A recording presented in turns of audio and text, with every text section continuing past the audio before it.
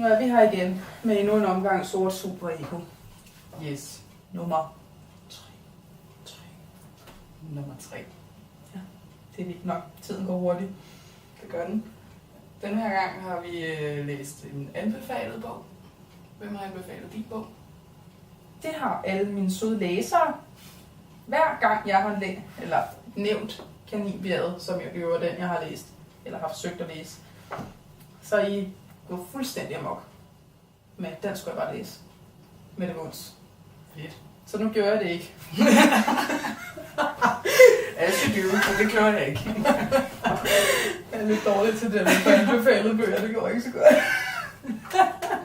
Det er svært, når man har sådan en stor bunke af sine egne anbefalinger, men også gerne vil igennem. Jo. Kan jeg sætte mig til? Hvad har du læst?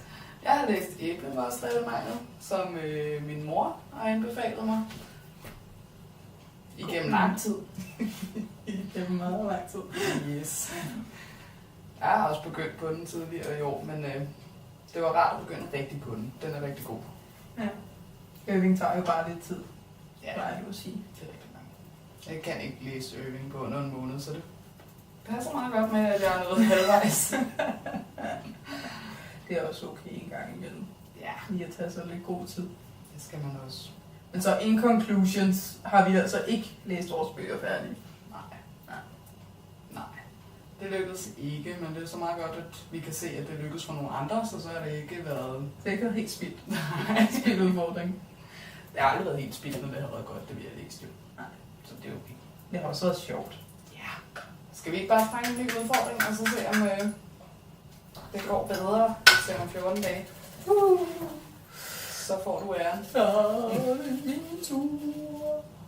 Den her er god. Yes. Det kan jeg mærke. Den emmer af god energi.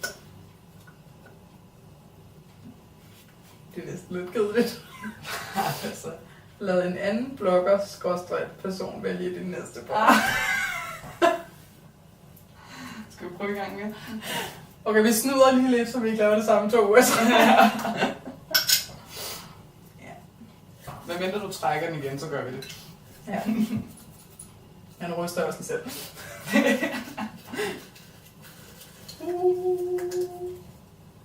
Den her tror jeg ikke er den samme.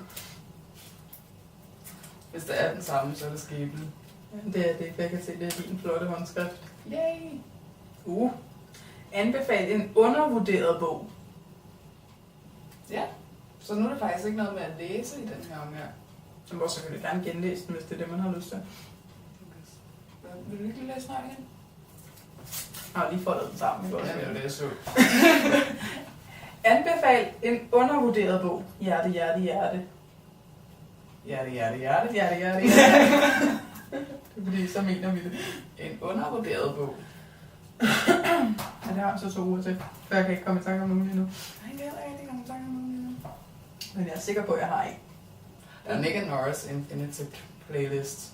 Det er lidt det, som om, at filmen den har fået meget af spotlyset på den, men faktisk også en god bog. Jeg havde vidst ikke, der var på. Præcis.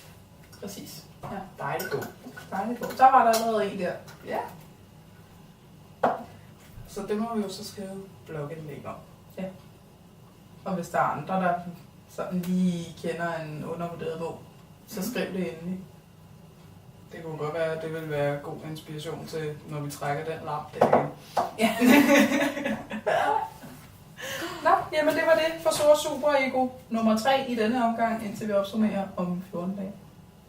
Med en ny rappende åndssvag videoblog. Yeah, I kan det godt. Hej hej.